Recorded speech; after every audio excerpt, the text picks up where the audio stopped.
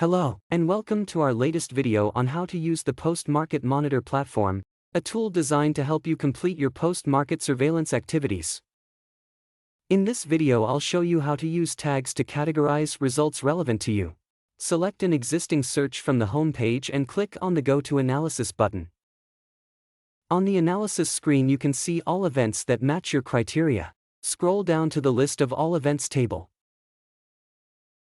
Find the Tags column and click on the plus sign to open the Add Tag dialog. Add a tag to the event you have selected. You can add up to 4 different tags. Notice that tags previously entered will be shown as you start typing. Tags entered will also be shown on the individual event details page. Tags allow you to find all event with a particular tag. Filter the desired event by clicking on the tag. The table of events and charts will automatically update.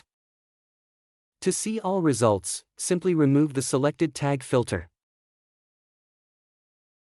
Tags are very useful when creating a report and you want to include only certain events.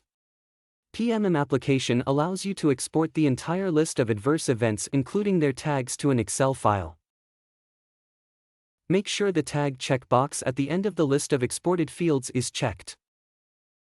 Excel files can be easily manipulated and sorted.